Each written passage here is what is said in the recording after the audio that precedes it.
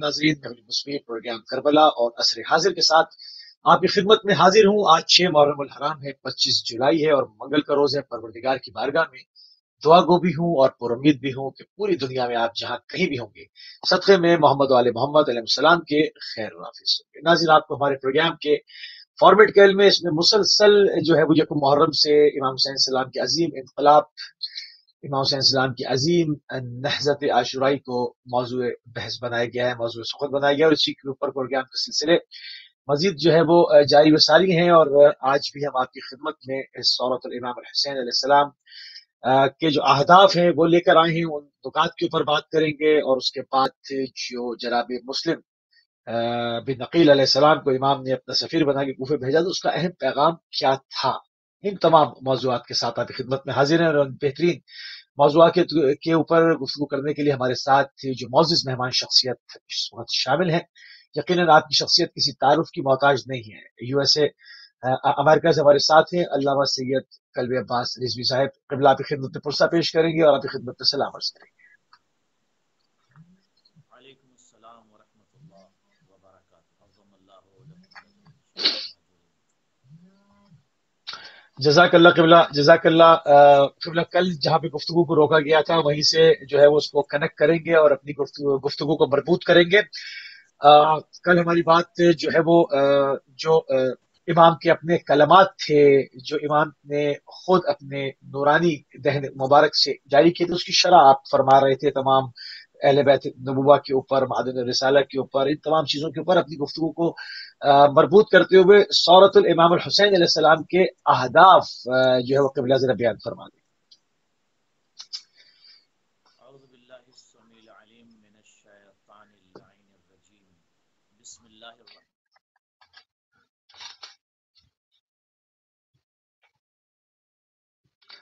جی ناظرین، تھوڑی سی long distance کال کی وجہ سے جو ہے وہ شاید ہمارا ڈسکنیکٹ ہوا ہے قبلہ کے ساتھ رابطہ۔ جیسے ہی ہمارا رابطہ قبلہ سے بحال ہو جاتا ہے جو ہے وہ ہم دوبارہ آپ کو جو ہے وہ جہاں سے ہماری گفتگو روکی ہے اس کے اوپر لے چلیں گے، وہاں سے آپ کو جو ہے وہ بات کرائیں گے، کیونکہ ان تمام موضوعات کے اوپر گفتگو کرنی انتہائی ضروری ہے، کیونکہ ہمارے بزرگ تو جانتے ہیں، بلکہ ہم ان سے روز ہی کچھ نہ کچھ سیکھتے ہیں، مگر جو ہماری نوجوان نسل ہے، جو ہماری یوتھ ہے، ان کو ان تمام چیزوں کے بارے میں، ان تاریخی حقائق کے بارے میں کہ کیوں امام حسین السلام نے قیام کیا، کیوں امام حسین السلام اپنے کارواں کے ساتھ جس میں مستورات اور بچے تک شامل تھے، ان کو لے کر کیوں آخر مدینے کو ترک کیا، مدینے کو چھوڑا، اور مکے میں بھی آپ کو رہنے نہ دیا گیا، مکے سے بھی آپ نے احرام کو تبدیل کیا، حج کو عمرے میں تبدیل کیا، اور وہاں سے منزلیں لیتے ہوئے کربلا کی طرف روانہ ہوئے۔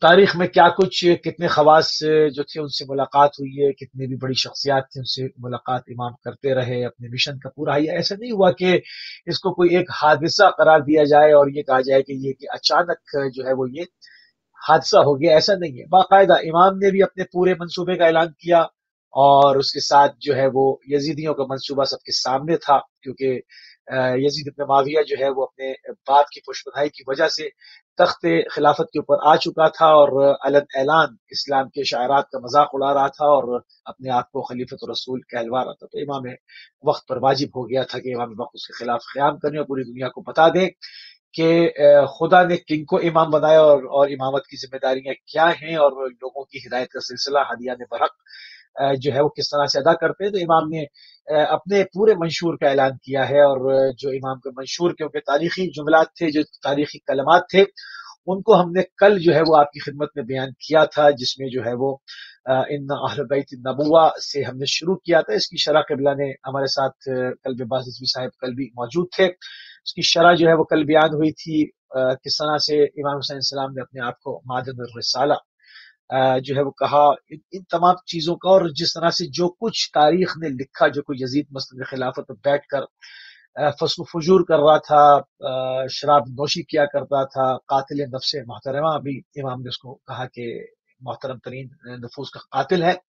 ان تمام چیزوں کے اوپر تو بتانا یہ تھا کہ اس کے اوپر گفتگو یہ کرنی تھی آپ کے محضر میں کہ یہ تمام چیزیں کسی سے ڈھکی چھپی نہیں ہے، یہ تمام چیزیں تاریخ کے اندر موجود ہیں، اور ہمارا کام ہی یہ ہے کہ اپنی آنے والی نوجوان نسل کو ان کے اذہان کو تیار کیا جائے، ان کو بتایا جائے، ان کو یہ سب چیزیں معلوم ہونی چاہیے کہ یہ جو معاملہ ہے آخر محرم کے اندر عزاداری کیوں ہے، محرم کے اندر جو سیاہ پوش کیا جاتا ہے، اپنے آپ کو، اپنے ملبوس کو سیاہ کیا جاتا ہے، سیاہ ملبوس زیب تن کیا جاتا ہے، اس کی علامت کیا ہے، کیوں اس کی یہ علامتی جو ہے وہ ملبوس زیب تن کیا جاتا ہے، اس کی وجہ کیا ہے، آخر پوری دنیا کے اندر ایک سوگواری کا ماحول بن جاتا ہے، اس کی وجہ کیا ہے، ان تمام چیزوں کے پیچھے پوری تازہ جو ہے وہ کربلا موجود ہے۔ اور آخر اس انقلاب کے اندر ایسا کیا ہے، ہم دیکھتے ہیں کہ بہت سارے ہر خاندان کے اندر جو ہے وہ اموات ہوتی ہیں، کیونکہ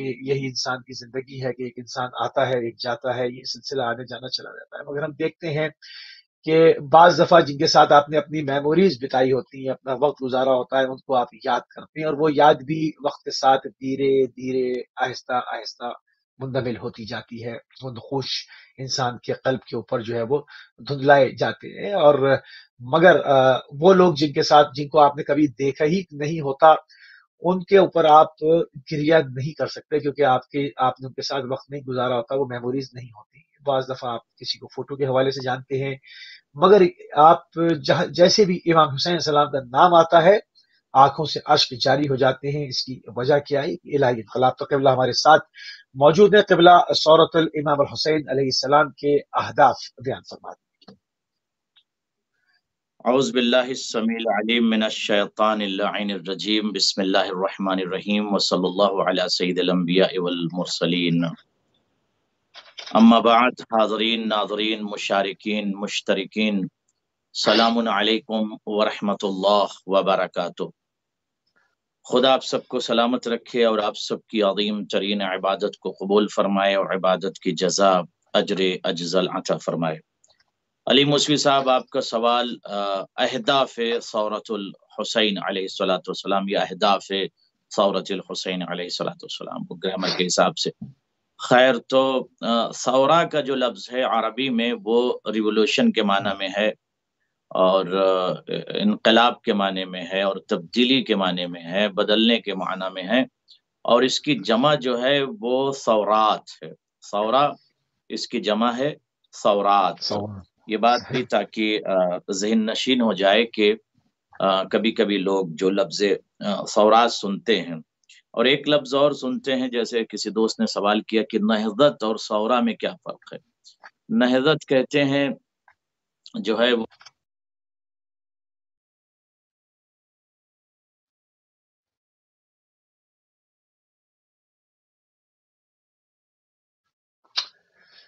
جی ناظرین، معذرت چاہتے ہیں، ایک مرتبہ پھر جو ہے وہ کنیکشن جو ہے وہ قبلہ کا بریک ہوا ہے۔ جیسے قبلہ ہمارے ساتھ ہوتے ہیں، دوبارہ جو ہے وہ قبلہ کی خدمت میں چلیں گے، اور بہت ہی خوبصورت گفتگو کا سلسلہ جو ہے وہ جاری و ساری ہوا ہے، کیونکہ ایک علمی گفتگو ہے، علمی بحث ہے، جس کے اندر ثورت الامام الحسین کے ہم نے اہداف کے بارے میں قبلہ سے سوال کیا۔ قبلہ نے اس بحث کو چھیڑا ہے کہ ثورہ اور نہضت کے اندر کیا فرق ہے، نہضت کس چیز کو کہتے ہیں، نہضت کیا ہوتی ہے، اور ثورہ کیا ہوتا ہے۔ اس کے اوپر مفصل جو ہے وہ ہم چاہیں گے کہ گفتگو کریں، اور اپنے جو ناظرین ہیں اس میں خصوصاً نوجوان جو ہیں ان کو ان بارے میں آگاہ کریں۔ قبلہ ثورت الامام حسین اور نہضت کے بارے میں بیان فرما رہے تھے۔ بسم اللہ۔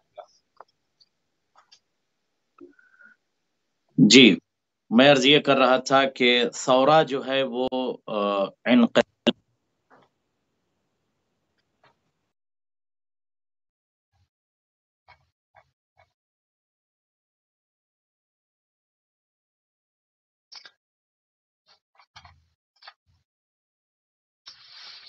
جی ناظرین، معذرت چاہتے ہیں، کچھ جو ہے وہ لانگ ڈسٹینس کال کی وجہ سے کچھ پریشانی ہو رہی ہے۔ ہم کوشش کریں گے کہ دوبارہ قبلہ سے رابطہ جو ہے وہ بحال ہو جائے، تو اس علمی بحث کو آگے چھیڑا جائے۔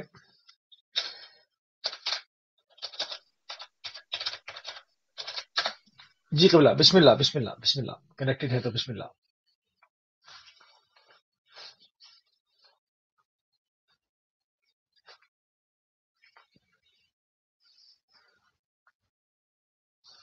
جی ناظرین، جو ہے وہ بہت معذرت چاہتے ہیں، بہت ہی علمی بحث کی طرف قبلہ نے جو ہے وہ پروگرام کو لے کر گئے ہیں، کیونکہ اس میں جو ہے وہ ان چیزوں کے اوپر جو الفاظ ہیں بعض دفعہ جس طرح سے ہم دیکھتے ہیں کہ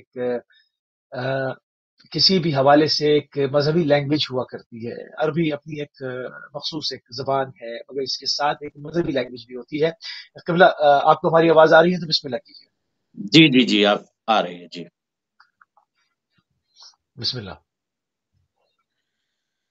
جی میں یہ عرض کر رہا تھا کہ نہضت جو ہے وہ جگانے کے معنی میں ہے، اور ثورہ جو ہے وہ انقلاب کے معنی میں ہے، ریولیوشن کے معنی میں ہے۔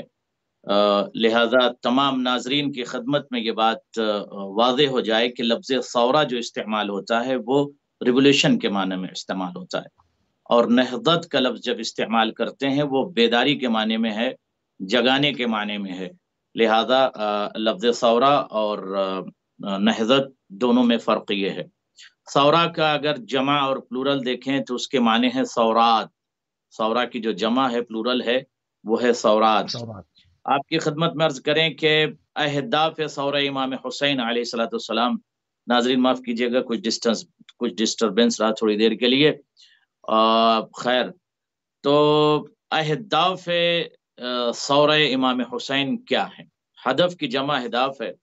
امام حسین کے اہداف کیا تھے اس ریولیوشن کے، اس ثورے کے یا ثورات کے؟ احیاء الاسلام، پہلا ہدف جو ثورۃ الحسین علیہ الصلوۃ والسلام کا تھا وہ تھا احیاء الاسلام۔ یہ بہت امپورٹنٹ بات ہے، علی موسی صاحب غور کیجئے گا۔ اسلام کو زندگی عطا کرنا، احیاء کرنا یعنی زندگی عطا کرنا۔ احیاء کا لفظ نہیں ہے، احیاء غلط ہے، احیاء، الاحیاء یعنی زندہ کرنا، حیات دینا، زندگی دینا، جان دینا، اس کے اندر روح پھونک دینا، اسے زندگی عطا کر دینا، اس کو کہتے ہیں احیاء۔ احیاء اسلام، امام حسین کا جو پہلا مقصد تھا اسلام کو زندہ کر دینا، یعنی اس ثورہ کے ذریعے سے اسلام کے اندر روح حیات کو پھونک دینا۔ دوسرا مقصد امام کا تھا، غور کیجئے گا، توعیت المسلمین و کشف الماہیہ الحقیقیہ للامویین۔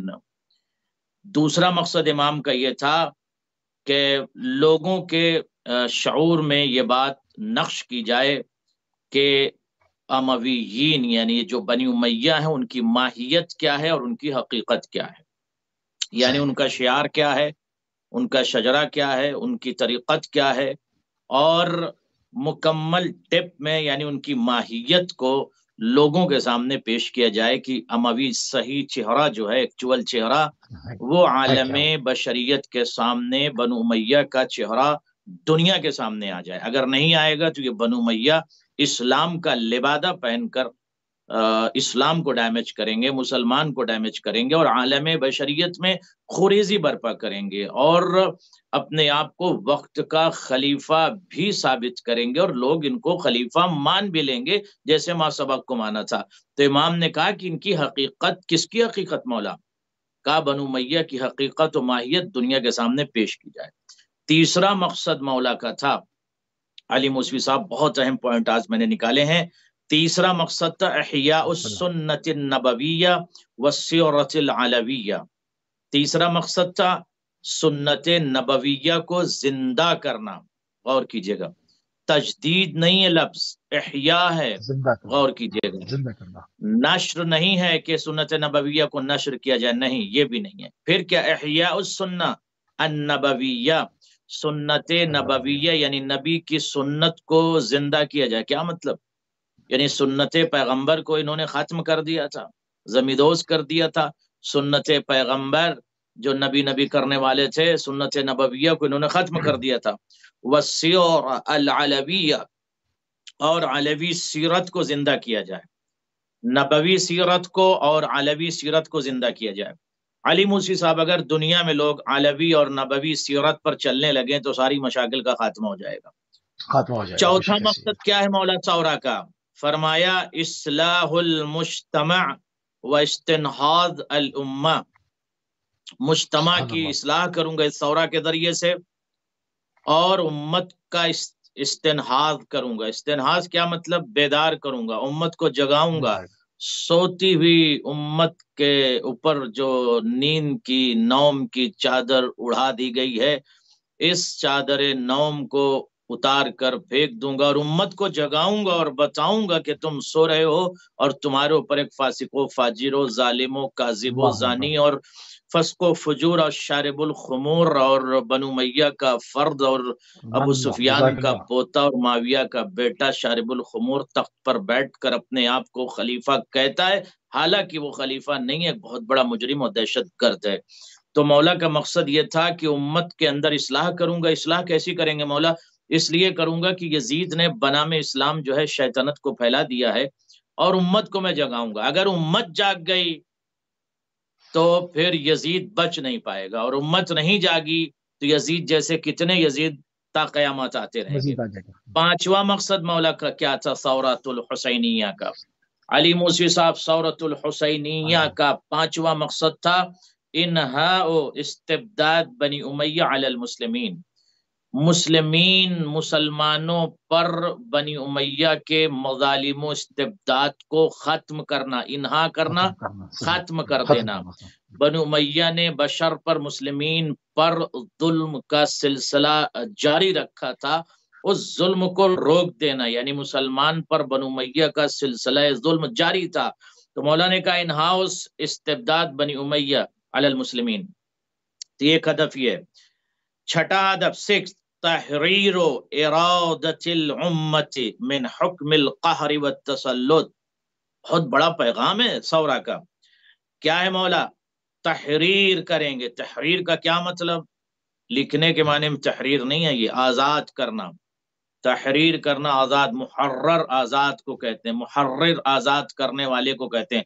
حررہ فعل ماضی ہے، یحرر فعل مضارع ہے۔ محرر جو ہے وہ آزاد کرنے والا، محرر جو آزاد ہو جائے۔ تحریر جو ہے مصدر ہے، مصدر انفینیٹیو ہے۔ تحریر و ارادت الامہ، امت کے ارادے کو میں محرر کر دوں گا، آزاد کر دوں گا۔ اپنے ارادے سے، اپنے حساب سے سوچیں، ان کی فکروں کو آزاد کر دوں گا۔ بنی امیہ کا جو تسلط ہے افکار امت پر، اس تسلط کو، اس غلبے کو میں ختم کر دوں گا تاکہ وہ آزاد طریقے سے سوچ سکیں۔ من حکم القہر والتسلط، جو قہر ہے، جو ظلم ہے، جو استبداد ہے، جو تسلط ہے افکار پر بھی، خیالات پر بھی، مزاج پر بھی، فیصلے پر بھی، اس تسلط بنی امیہ کو میں ختم کروں گا اور آزاد کروں گا امت کو، کہ امت آزاد ہو جائے۔ کس سے آزاد ہو جائے؟ قہر سے، تسلط سے، جو بنی امیہ کی طرف سے امت پر ہو رہا ہے۔ ساتواں مقصد ثورۃ الحسینیہ کا ہے اقامت الحق و تقویت اہل حق کا قیام کروں گا، باطل کو سرنگو کروں گا اور حق کو جو ہے تقویت عطا کروں گا۔ اقامت الحق، حق کا قیام کروں گا، باطل کے پرچم کو سرنگو کروں گا۔ کوئی ہو تو نبی جیسا جس کے شرائن میں علی کا لہو دوڑ رہا ہو، جس کی جرأت و بصالت و شجاعت و حماس و قدرت و اختیار و اختبار علی جیسا ہو، جو ہو بہو علی ہو، جو فکر میں علی، مزاج میں علی، انداز میں علی، اطوار میں علی، عادات میں علی، طریقت میں علی، سلیقے میں علی، جرأت میں علی، شجاعت میں علی، حماس میں علی، اختیار میں علی، اقتدار میں علی، جو بالکل علی جیسا ہو، جو کربلا میں جا کر لوگوں کو بیدار کرے اور حق کے پرچم کو بلند کرے، ویسے ہی بلند کرے جیسے علی نے بلند کیا۔ تو اقامت الحق و تقیت اہل، اور اہل حق کو میں قوت بخشوں گا اور حق کا قیام کروں گا، پرچم حق کو بلند کروں گا۔ آٹھواں مقصد مولا کیا ہے؟ توفیر القسط والعدالت الاجتماعیہ و تطبیق حکم الشرعیہ۔ مولا فرماتے ہیں کہ آٹھواں مقصد یہ ہے کہ عدل و عدالت کی میں توفیر کر دوں گا، یعنی ہر طرف عدل و عدالت کا قیام ہو جائے گا۔ ظلم استبداد کا جب خاتمہ ہوگا تو عدل و عدالت و انصاف مجتمع میں اس کا جلوہ ہو جائے گا۔ وہ تطبیق حکم شرعیہ، اور حکم شریعت کی ہم تطبیق کریں گے۔ اس کا مطلب یہ ہے کہ یزید کے دور میں حکم شریعت اور حکم دین اور حکم خدا اور حکم قرآن کی تطبیق اور تنفیذ نہیں ہو رہی تھی۔ تو ایک مقصد ثورہ یہ ہے۔ نواں مقصد ازالۃ البدع والانحرافات۔ میرے ثورہ کا مقصد یہ ہے کہ میں بدعت کو اور انحرافات کو، اس کا ازالہ کروں گا، اس کا خاتمہ کروں گا۔ اس کا مطلب بعد پیغمبر بنو امیہ نے یہ سازش رچی تھی کہ دین کے علاوہ، اسلام کے علاوہ، شریعت کے علاوہ، انسانی پیغامات کے علاوہ بدعات کو اور انحرافات کو رائج کیا جائے۔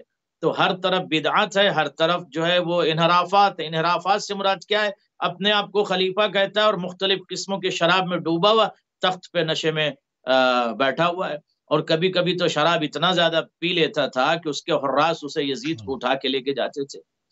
تو شارب الخمور مختلف اقسام و انواع اور مختلف لذتوں کی شراب پینے والا اور رقاصہ کا بیٹا اور بنی امیہ کے نسل کا گندا لہو اور ابو سفیان کا پوتا اور یزید ابن معاویہ جو اپنے آپ کو خلیفہ کہہ رہا تھا اور لوگ اسے کچھ خلیفہ سمجھ بھی رہے تھے، اور وہ بدعات اور انحرافات کو پھیلا رہا تھا۔ مولا کہتے ہیں ازالت البدع والانحرافات، بدعات اور انحرافات کا میں ازالہ کروں گا۔ 10واں مقصد انشاء مدرسۃ تربویہ رفیعیہ و اعطاء المجتمع شخصیہ و دورے۔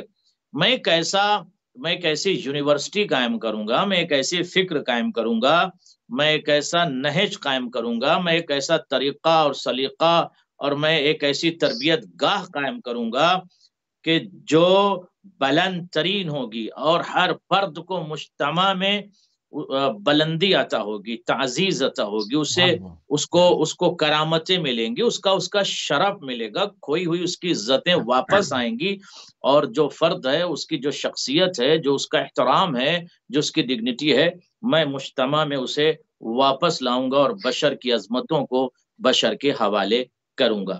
تو یہ 10 مقصد امام حسین علیہ السلام کے سورے کے میں نے آپ کی خدمت میں بیان کیا ہے۔ بالکل صحیح قبلہ، 10 مقصد آپ نے بیان کیے۔ کیونکہ پروگرام کا ٹائم زیادہ ہے نہیں، آدھا گھنٹہ ہمارے پاس ہے، کوشش کریں گے کہ زیادہ سے زیادہ جو ہے قبلہ آپ کی موجودگی سے استفادہ کریں کہ ان 10 نکات میں سے جتنے بھی ہو سکے اس کی شرح ذرا بیان فرما دیں کہ کر کے۔ جزاکم اللہ خیرہ۔ یہ 10 مقصد جو ہے میں ایک منٹ لیتے ہوئے یا 2 منٹ لیتے ہوئے اس کی شرح بیان کر دیتا ہوں۔ ظاہر ہے کہ یہ بہت زیادہ اس میں توقیت اور وقت اور لمحات درکار ہے۔ احیاء الاسلام، سوال، اسلام کو زندہ کریں گے۔ پہلا مقصد اسلام کو زندہ کریں گے، اس کا مطلب یہ ہے کہ اسلام کے وجود سے روح کو نکال رہا تھا یزید ملعون۔ امام حسین کا کربلا جانا اور کربلا میں قربانی پیش کرنا گویا امام نے اسلام کے وجود میں روح حیات کو انڈیل دیا، احیاء اسلام کیا، یعنی مولا نے اپنی قربانی سے اسلام میں دوسری زندگی بخشی۔ دوسرا جو امام کا مقصد تھا کہ بنی امیہ کے بدنما چہرے کو اور بدنما کردار کو اور بنی امیہ کی شکل اور تشکیل کو اور بنی امیہ کی فکر کو اور ان کے گندے مزاج کو اور گندے کردار کو اور غلیظ افکار کو اور مجرمانہ ماحول کو اور بنی امیہ کی گندگی کو اور اصل روپ اور چہرے کو اور ان کی ماہیت کو میں دنیا کے سامنے پیش کروں گا کہ بنی امیہ کا اصل چہرہ مجرمانہ ہے، اصل چہرہ ان کا دہشت گردانہ چہرہ ہے، یہ دہشت گرد ہیں، یہ مجرم ہیں، یہ بنی امیہ اور آل امیہ مجرم ہیں، دہشت گرد ہیں۔ انہوں نے رسول اللہ کے ساتھ جنگ کیا، علی بن ابی طالب کے ساتھ جنگ کیا، امام حسین کو صحرائے کربلا میں پیاسا مار دیا۔ تو بنی امیہ کا صحیح چہرہ، صحیح روپ دنیا کے سامنے لانا امام کا ایک مقصد۔ تیسرا مقصد جو میں نے عرض کیا تھا اس کی 2 لفظوں میں شرح، ظاہر ہے کہ وقت درکار ہے مگر 2 لفظوں میں، احیاء السنہ نبویہ و سیرہ علویہ، ہم نبی کے سنت کو زندگی عطا کریں گے۔ کیا مطلب؟ یعنی ہم جو نبی کی سنت ہے اور علوی جو سنت ہے اس میں ہم روح پھونک دیں گے، اپنے ثورہ کے ذریعے سے، اپنی قربانی کے ذریعے سے اس میں ہم روح پھونک دیں گے۔ جب روح پھونک دیں گے تو کوئی بھی نہ اس دور کا یزید نہ آنے والے ادوار کا یزید بے شک اس سنت کو کبھی بھی مٹا نہیں سکتا، اگرچہ کہ اس سنت نبویہ اور علویہ کے افراد کم ہوں گے، لیکن یہ سنت نبویہ کبھی ختم نہیں ہوگی کیونکہ اس میں ہم اپنی شہادت کے لہو سے اس میں روح ڈال دیں گے۔ چوتھا مقصد ہے کہ ہم اصلاح المجتمع و استنہاض الامہ، مجتمع کی ہم اصلاح کریں گے اور امت کو ہم بیدار کریں گے۔ اس کا مطلب امت سو رہی تھی، علی موسوی صاحب، سو رہی تھی تبھی تو انجسل خلق اور ارزل الخلق اور بالکل بدبخت اور وقت کا اتنا بڑا دہشت گرد نشے میں ڈوبا ہوا حکمرانی کر رہا تھا، اور لوگ اسے اپنا خلیفہ بھی مان رہے تھے۔ یہ تو عجیب سا انقلاب اس وقت آیا جب علی کی بیٹی نے اس کے دربار میں جا کر کہا تھا یبنت طلقاء، اے غلام زادوں کا بیٹا۔ تب سارے رائٹر، رپورٹر اور رواد اور افراد سب ہل گئے تھے کہ یہ اتنے بڑے بادشاہ جسے لوگ سیدی اور مولائی اور پتہ نہیں کیا کیا کہتے تھے، نام نہیں لے سکتے تھے، اس مجرم اور اتنے بڑے بادشاہ جس کی حکومت بلاد شام پر تھی، اس کو جب کہا ہے غلام زادوں کا بیٹا، تو سارے رائٹر اور افراد ہل گئے کہ اس کا مطلب اب پرتیں کھلنے لگی ہیں، یزید غلام زادوں کا بیٹا ہے۔ الگ بات ہے کہ وہ وقت کا خلیفہ اسے بنا دیا گیا ہے۔ تو آپ یہ سمجھیں کہ یہ بہت زیادہ ضروری تھا کہ امت کو بیدار کرنا۔ امام حسین نے امت کو بیدار کیا اپنی قربانی سے، اور علی کی بیٹی نے شام میں جا کر پورے مجتمع کو بیدار کر دیا کہ جسے تم خلیفہ سمجھ رہے ہو یہ غلام زادوں کا بیٹا ہے۔ یہ تو زمانے کا انقلاب ہے جو مجھ جیسی شہزادی تجھ جیسے غلام زادوں کے بیٹے سے بات کر رہی ہے، ورنہ بات بھی ہم نہ کرتے۔ تو یہ مجتمع کو بیدار کیا، اور جب بیدار کیا مجتمع کو تو یزید میں قوت اور سکت اور ہمت اور جرأت نہ رہ سکی کہ وہ اہل بیت کو یا اہل بیت اطہار کو مزید قید کر سکے، بلکہ اسے یہ ڈر ستانے لگا کہ ہمارے اوپر اہل شام ہجوم نہ کر دیں، اور پوری دنیا کے مسلمان کے اندر یہ بات پہنچ چکی تھی کہ یزید نے آل رسول کو قتل کروایا۔ اور پانچواں مقصد میں نے بیان کیا تھا کہ انہائے استبداد بنی امیہ علی المسلمین، مسلمین پر چونکہ بنی امیہ کا بہت زیادہ جو ہے ظلم جاری تھا۔ علی موسیٰ صاحب، ناظرین جہاں تک میری آواز جاری ہے، ایسا نہیں ہے کہ معاویہ نے ظلم نہیں کیا، بہت ظلم کیا، اور اس کے علاوہ یزید نے بہت ظلم کیا، علی امیہ نے بہت ظلم کیا ہے، بہت، اس پر کبھی بات کروں گا، بہت زیادہ ظلم کیا ہے، اور اتنا ظلم کیا ہے کہ مسلمان پریشان تھے۔ تو ان کے ظلم کے خاتمے کے لیے امام کا یہ دورہ تھا۔ ایک مقصد اور میں نے بیان کیا تھا کہ افکار بشر کو، ارادہ بشر کو تسلط بنی امیہ سے آزاد کرائیں، اور ایک مقصد اور امام کا یہ تھا کہ شریعت کے حکم کی تطبیق کی جائے اور شریعت کا نفاذ کیا جائے، اور بدعت اور انحرافات کا خاتمہ کیا جائے، اور پرچم توحید کو بلند کیا جائے۔ ظاہر ہے کہ وقت کم ہے، لہٰذا بہت زیادہ ہم ڈپ میں اس کی شرح نہیں کر سکتے، آگے انشاءاللہ کچھ باتیں عرض کرنی ہے۔ جی سبحان اللہ قبلہ، سبحان اللہ۔ جو ہے وہ کچھ اور پوائنٹس کو بھی جو ہے وہ ناظرین پروگرام کا حصہ بناتے ہیں۔ امام کے سورۃ الامام حسین علیہ السلام کے 10 اہداف، اور ان میں سے کچھ کی شرح جو ہے وہ آپ کی خدمت میں بیان کی گئی۔ جب امام علی مقام علیہ السلام نے، مولا حسین نے جناب مسلم بن عقیل علیہ السلام کو اپنا سفیر بنا کر کوفے بھیجا، تو پیغام کچھ ان کے ہاتھ بھجوائے تھے، وہ کیا پیغامات تھے؟ امام علیہ السلام لقد كتب الى الامام رسالات، بہت زیادہ رسائل اہل کوفہ نے امام کو لکھا تھا، اور امام سے کہا تھا کہ آ جائیے امام آ جائیے، لیکن امام کو معلوم تھا کہ کوفی جو ہیں وہ صحیح معنوں میں پریکٹیکل ابھی نہیں ہیں، اور ان کے غدر اور ان کے نفاق اور ان کے مکر سے اور ان کے خذل سے امام آشنا اور آگاہ تھے، انہیں پتہ تھا کہ یہ کس مزاج و امتزاج کے ہیں۔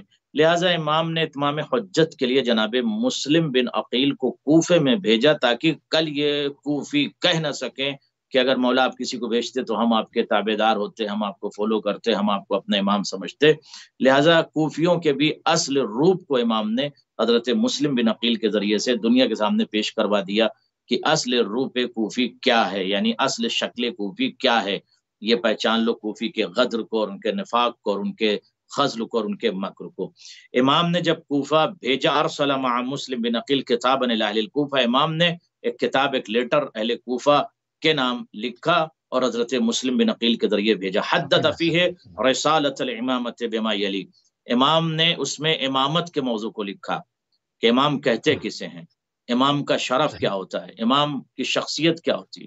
امام نے کہا فلعمری مل امام الا العامل بالکتاب، خدا کی قسم امام وہ ہوتا ہے جو کتاب خدا پر عمل کرتا ہے۔ یعنی امام کا اشارہ یہ تھا کہ تم اپنے زیاد کو امام نہ سمجھ لینا، یزید کو امام نہ سمجھ لینا، مروان کو امام نہ سمجھ لینا، معاویہ کو امام نہ سمجھ لینا، امام وہ ہے جو کتاب خدا پر عمل کرتا ہے۔ یہ ایک جملہ بتا رہا ہے کہ کتاب خدا پر عمل نہیں کر رہے تھے وہ لوگ، اور آج بھی اس دور میں یہی ہے۔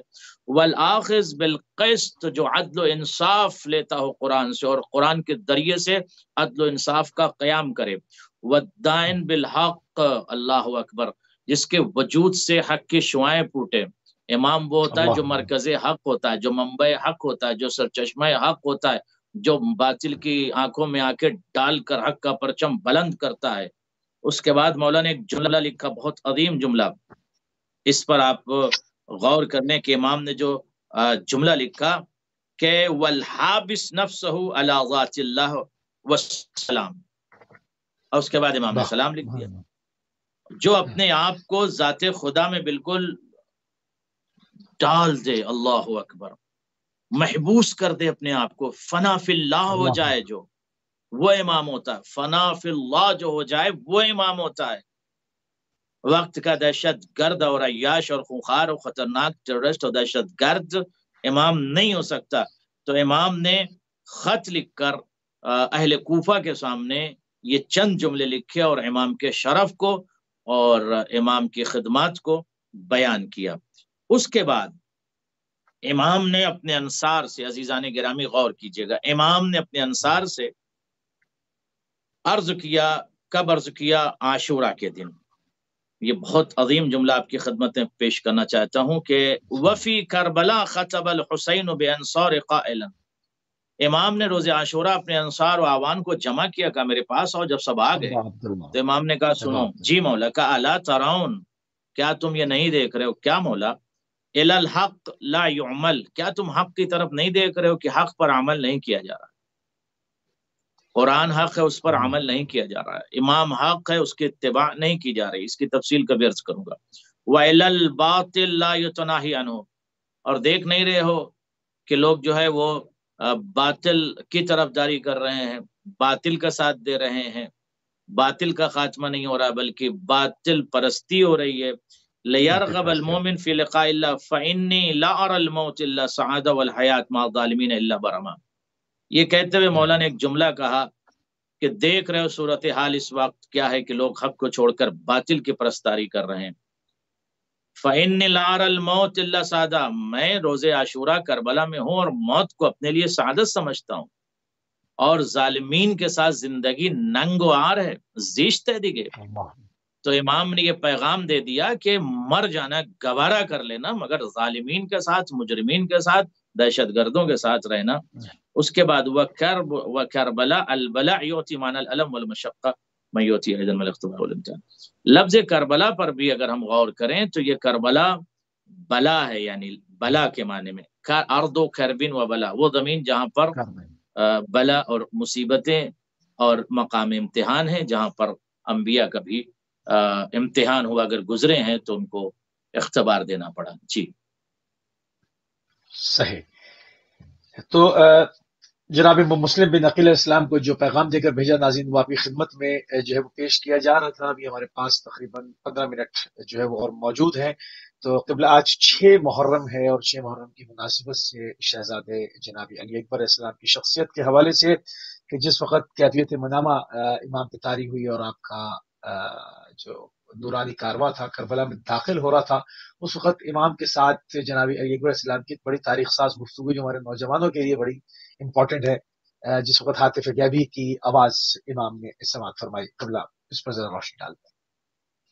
جزاکم اللہ۔ اگر آپ کے پاس 15 منٹ ہیں اور اگر آپ کہیں تو 2-4 منٹ کربلا پر گفتگو کر کے پھر آئیں مصائب کی طرف، یا کہیے تو ابھی عرض کر دیں جناب علی اکبر کے بارے میں۔ بسم اللہ آپ کربلا پہ گفتگو کر کے پھر جناب علی اکبر پہ مفصل جی تو امام حسین علیہ السلام کی قربانی جو تھی وہ بہت ہی عظیم ترین قربانی تھی۔ اب میں ایک جملہ عرض کر دوں کہ لفظ کربلا یعنی مسلسل ہمارے جوان سنتے ہیں، یہ اصل میں ہے ارض و کربن و بلا، وہ زمین جو کرب اور بلا، کرب اور بلا سے یعنی مل کر اس کے امتزاج سے جو لفظ بنا وہ ہو گیا کربلا۔ اصل لفظ ہے کرب و بلا یا ارض و کربن و بلا، کرب اور بلا، جہاں پر دونوں ہو یعنی کرب بھی ہو اور بلا بھی ہو، اس زمین کو کربلا کہتے ہیں۔ یہاں پر امام حسین علیہ السلام جب پہنچے ہیں تو امام نے دنیا کے سامنے یہ بات واضح کر دی کہ یہ زمین امتحان ہے، یعنی امتحان گاہ ہے اور یہاں پر امتحان دینا ہے۔ اور جب مولا حسین لما بلغ سید الشہداء تلک الباقہ سأل ما اسم هذا موضع، امام نے جب پوچھا تھا اس زمین کا نام کیا ہے، فقیل له کربلا، جب امام سے کہا گیا کربلا، فدمعت عیناہ، اس وقت امام کی آنکھوں میں آنسو آ گئے۔ اور اس کے بعد ایک جملہ کا اللہم انی اعوذ بک من الکرب والبلاء، اللہ یہ اکبر، جملہ مولا کا اللہم انی اعوذ بک من الکرب والبلاء۔ اب وقد عیقن بان شہادتہ وہو واصحابہ فی هذا المکان، امام کو اس بات کا یقین تھا، علم تھا، معلوم تھا کہ زمین پر امام کی شہادت اللہ ہوگی۔ هذا موضع کرب وبلاء، ہا ہونا مناخ رکابنا ومحط رحالنا وسفک دمائنا، یہ زمین ہے جہاں پر ہمیں ٹھہرنا ہوگا، جہاں پر ہماری قربانی ہوگی اور جہاں پر ہمارا لہو بہے گا۔ اب یہاں پر ایک جملہ اور عرض کر دوں کہ عیسیٰ علیہ السلام عندما مر بها بکا، حضرت عیسیٰ علیہ السلام جب زمین کربلا سے مرور کر رہے تھے، گزر رہے تھے، تو حضرت عیسیٰ نے گریہ کیا، بہت گریہ کیا جناب عیسیٰ نے۔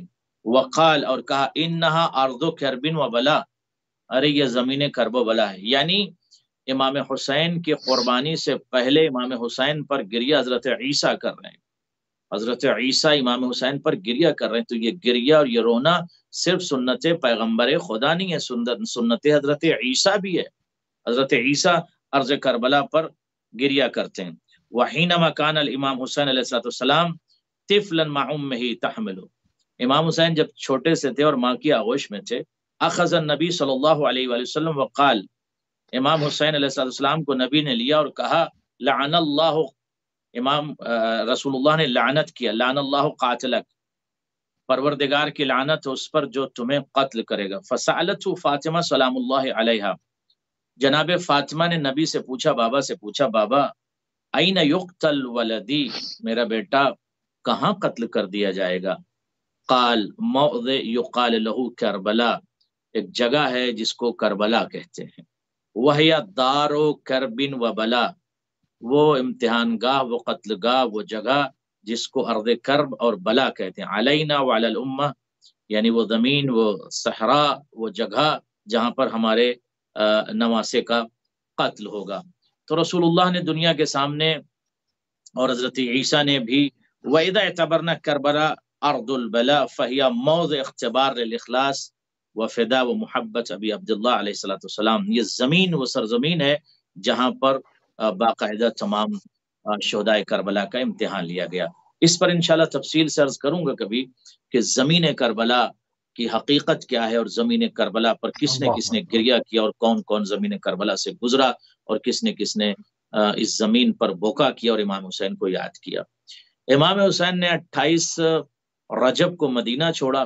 جب مدینہ چھوڑ رہے تھے اس وقت امام حسین اور جناب زینب آپس میں کچھ گفتگو کر رہے تھے، تو جب وہ گفتگو فرما رہے تھے اس وقت ایک لسٹ تیار ہوئی کہ کربلا کون جائے گا اور کون نہیں جائے گا۔ اس لسٹ میں جب ایک بیمار بیٹی کو اس بات کا علم ہوا کہ مجھے کربلا نہیں لے جایا جائے گا اور میں کربلا نہیں جاؤں گی، تو اپنے بھائی سے ہاتھوں کو جوڑ کر کہنے لگی، بھیا اکبر جا تو رہے ہو، لیکن اگر سفر میں تمہارے سر پر صحرا بندھے تو اپنی بہن کو ضرور یاد کر لینا۔ علی اکبر سے بے انتہا محبت کرتی تھی جناب صغرا، اور اتنا چاہتی تھی اپنے بھائی علی اکبر کو، بے انتہا چاہتی تھی۔ یہی وجہ ہے کہ جب یہ کارواں کربلا کی طرف چلا گیا اور کربلا پہنچ گیا تو جناب صغرا مدینے میں اپنے اکبر کو یاد کر کے روتی تھی اور آواز دیتی تھی، بھیا اکبر کیا تم مجھے لینے نہیں آؤ گے؟ حضرت صغرا نے ایک قاصد کے ذریعے سے خط بھی لکھا تھا اور لکھ کر بھیجا تھا۔ اس خط کے مضمون میں بہت درد پوشیدہ ہے، بہت زیادہ درد پوشیدہ۔ ایک بہن کا خط بھائی کے نام، ایک بیمار بہن کا خط جوان بھائی کے نام، بھیا تمہاری بہن مدینے میں تمہارا انتظار کر رہی ہے، بھیا واپس کب آؤ گے؟ مگر جب منظر تھا، قاصد اس وقت پہنچا جب امام حسین اکبر کے سینے سے برچھی کا پھل نکال چکے تھے اور حضرت اکبر کی شہادت ہو چکی تھی۔ قاصد کو جناب صغرا نے یہ کہا تھا दाएं तरफ मेरे बाबा के मेरे चचा अब्बास खड़े होंगे, बाएं तरफ बनु हाशिम होंगे और मेरा भैया अली अकबर होगा। लेकिन जब कासिद पहुंचा तो उसने इमाम हुसैन को खून में डूबा हुआ देखा, तो पूछता हुसैन कौन है? तो किसी ने इशारा किया, जो जवान के लाशे पे बैठा रो रहा है वो हुसैन है। कासिद का खत इमाम ने लिया। कासिद ने कहा यह हजरत सुगरा का खत है और उन्होंने जवाब मांगा है। इमाम हुसैन ने खत हजरत सुगरा को लिया और ले जाकर हजरत अकबर के सीने पर लगी हुई बर्छी के मुकाम पर उस खत को रखा और खून में जब वो खत डूब गया, कासिद को दिया और कहा मेरी बेटी को ये खत दे देना। कासिद ने कहा जवाब खत, कहा जवाब यही है, मेरी बेटी समझ जाएगी। खून में डूबा हुआ हजरत सुगरा का खत फिर वापस मदीने आ गया। तड़प कर जनाब सुगरा ने जब इस खत को देखा तो तड़पती रही और हाय अली अकबर करके रोती रही। हजरत अली अकबर के मसाइब और मुसीबत बहुत सख्त हैं। यहाँ तक मेरे दोस्त, एक मेरे साथी आयतुल्लाह, वो फरमाते हैं, वो कहते हैं कि अकबर की शहादत पढ़ने के लिए बहुत हिम्मत होनी चाहिए। अकबर की शहादत के बाद यकीनन एक इंसान का जिंदा रहना आसान नहीं है। अकबर की शहादत के बाद बर्दाश्त कर लेना बहुत मुश्किल है। खतीब ने इमाम हुसैन के रोजे पर शबे जुमा हजरत अली अकबर के मसाइब पढ़ दिए। बीबी ख्वाब में आई और आने के बाद रोते हुए उस खतीब से कहा, तूने अकबर के मसाइब जब से पढ़े हैं मेरा लाल हुसैन मुसलसल बेहोश हो रहा है। खतीब ने हाथों को जोड़कर कहा, बीबी मैंने कोई गलत बात पढ़ दी? कहा नहीं, मसाइब तूने सही पढ़े हैं, मुसीबतें सब सही पढ़ी हैं, लेकिन शबे जुमा जब से तूने अकबर के मसाइब पढ़े हैं मेरा हुसैन बार बार बेहोश होता है और हाय अकबर कह के आवाज देता है और फिर बेहोश हो जाता है। इमाम हुसैन के लिए मैंने तारीख में देखा, रात की तन्हाई में इमाम हुसैन उठकर हजरत अली अकबर की पेशानी को चूमते थे और अकबर के सीने में उस मकाम को चूमते थे जहां पर बर्छी लगनी थी। रात की तारीकी में एक मर्तबा उम्मे लैला ने देखा कि अकबर के पास कोई खड़ा है। तड़प गई, कौन है? आवाज दी, आप कौन? कहा मैं हुसैन। कहा आका इतनी रात में आप क्या कर रहे हैं बेटे के पास? हुसैन ने जवाब दिया, मैं अकबर को बेइंतहा चाहता हूँ, अकबर मेरी जान है, अकबर मेरी जिंदगी है, मैं अकबर के बगैर रह नहीं सकता, मैं अकबर के बगैर मर जाऊंगा। अज़ादारों, इमाम हुसैन ने 6 माह के बच्चे का बिलाशा उठाया लेकिन मौत की तमन्ना नहीं की। कासिम के लाश के टुकड़ों को इमाम हुसैन ने सहराए करबला में चुना है मगर मौत की तमन्ना नहीं की। अब्बास के कटे हुए बाजू को हुसैन ने उठाया है मगर मौत की तमन्ना नहीं की। लेकिन जब अकबर के सीने में बर्छी लगी है और ज़ईफ बाप को अकबर का लाशा नजर नहीं आ रहा था, तमन्नल हुसैन अल मौत, इमाम हुसैन ने मौत की तमन्ना की और ये जुमला कहा, दुनिया बादक अल अफा, बेटा तेरे बाद ये दुनिया बेकार है, मैं क्या करूंगा जी के। मौत की तमन्ना की इमाम हुसैन ने। तो जनाब अली अकबर को रात की तन्हाई में इमाम हुसैन उठ उठ के चूमते थे, प्यार करते थे, सीने से लगाते थे। मैंने एक अरबी में फिक्रा देखा, यतनफ़स बिहिल हुसैन, हुसैन अलैहिस्सलाम अली अकबर के जरिए से सांस लेते थे। अली अकबर रूह हुसैन है, जाने हुसैन है, हुसैन की जान का नाम है अली अकबर, हुसैन की रूह का नाम है अली अकबर। रोज़े आशूरा इमाम हुसैन अलैहिस्सलाम से अकबर ने इजाजत मांगना चाहिए, बाबा इजाजत दे दो।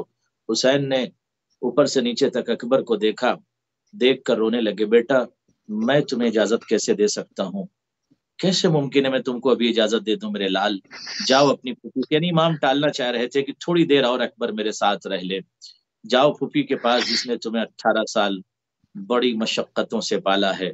फूफी के पास आए और आने के बाद कहा, फूफी अम्मा मक्तल में जाने की इजाजत दे दीजिए।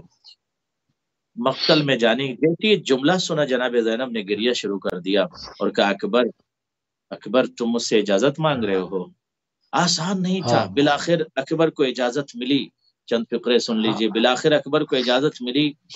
जब इजाजत मिल गई तो एक माँ का ये अरमान था कि मेरे बेटे के सर पर सेहरा सजेगा।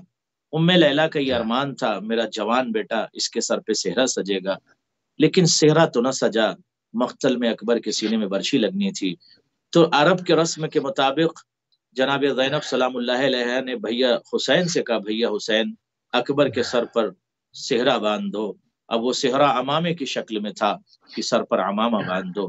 تمام بیویاں خیمے میں گریا کرتی رہیں اور اکبر کے صحرا پر عمامہ، سر پر عمامہ بنتا رہا، اور کوہرام مچا تھا، ہر طرف آہ و بکا کی صدا تھی۔ اب اکبر کو جب رخصت کر رہے تھے تو خیمے کا دروازہ بار بار گرتا تھا اور بار بار اٹھتا تھا۔ حمید نے ایک مرتبہ آقا حسین سے پوچھا تھا، آقا حسین بتائیے علی اکبر کے نکلتے وقت بار بار خیمے کا دروازہ یا پردہ کیوں گرتا تھا اور کیوں بند ہوتا تھا؟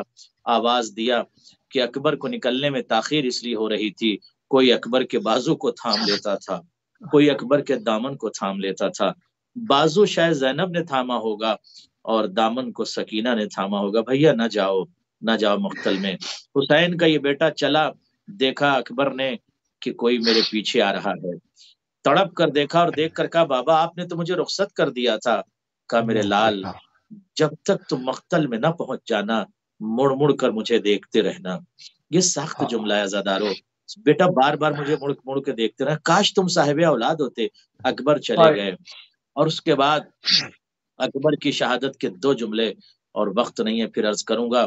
عزادارو جب اکبر پہنچے ہیں، اکبر کے سینے میں ظالم نے چھپ کر برچھی کی انی کو توڑ دیا، اکبر خاک کربلا پر گرے ہیں۔ لیکن میں بہت تلاش کر رہا تھا، تحقیق کر رہا تھا کہ اکبر نے مولا حسین کو آواز دیا ہو کہ بابا آئیے میری مدد کو، مجھے کہیں نہیں ملا۔ امام حسین کو اکبر نے نہیں بلایا، امام حسین کو اکبر نے نہیں پکارا، بلکہ امام حسین کا یہ بیٹا، پیاسا بیٹا، جب خاک کربلا پر برچھی کھا کے گرا ہے تو ایک عربی کا فقرہ ہے، میں نے پڑھا، حمسا، ایک مرتبہ آہستہ کی آواز آئی اکبر کی، السلام علیک یا ابا عبداللہ، بابا آپ پر میرا سلام۔ وہ صرف سلام کیا ہے، اکبر نے بابا کو نہیں بلایا۔ معلوم تھا میرا ضعیف باپ ہے، میرے لاشے پہ کیسے آئے گا۔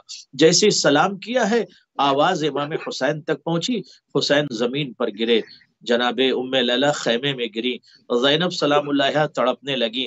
حسین ایک مرتبہ خیمہ گاہ کی طرف سے نکلے اور اکبر کی طرف چلے، مقتل کی طرف۔ راوی کا جملہ ہے، حسین اٹھتے تھے اور گر جاتے تھے، پھر اٹھتے تھے پھر گر جاتے تھے، مسلسل حسین اٹھتے تھے اور گرتے تھے، اور ایک جملہ کہتے تھے، میرے لال تمہارا لاشا نظر نہیں آ رہا ہے۔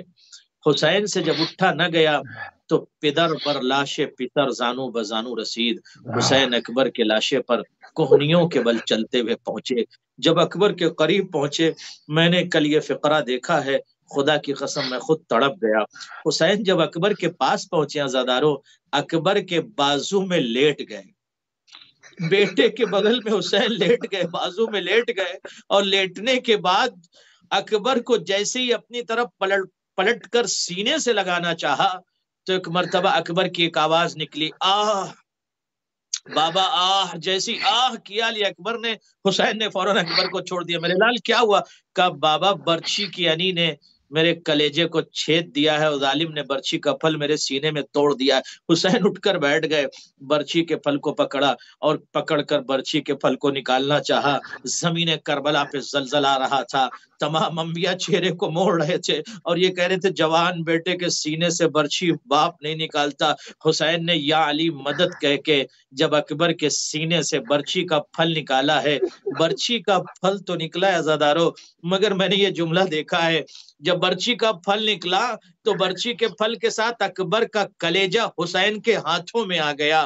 حسین نے برچھی کو لیا اور اس کلیجے کو دیکھا، ہاتھوں میں اکبر کے کلیجے کے ٹکڑے کو لیا، اور ایک مرتبہ کبھی آسمان کی طرف دیکھتے ہیں، کبھی اکبر کے کلیجے کے ٹکڑے کو دیکھتے ہیں، اور دیکھ کر ایک جملہ کہتے ہیں، اللہم تقبل منا ھذا القربان، پروردگار میری اس قربانی کو قبول فرما۔ آخری 1 منٹ عزادارو اور آپ کی رحمت تمام اور دعا۔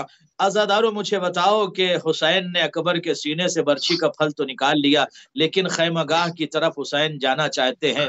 بڑی کوشش کی حسین نے اکبر کے لاشے کو اٹھانے کی، لیکن بڑی تدبیر کے بعد حسین نے ایک تدبیر سوچی کہ یوں سینے سے لگا لے اکبر کو اور خیمہ گاہ کی طرف چلیں، لیکن جیسے ہی سینے سے لگا کر خیمہ گاہ کی طرف چلنا چاہتے ہیں، اکبر کا لاشا ضعیف باپ سے نہ اٹھا، آواز دیا ہے بنو ہاشم کے بچوں آؤ، جوان کا لاشا لے کر آؤ لے جاؤ۔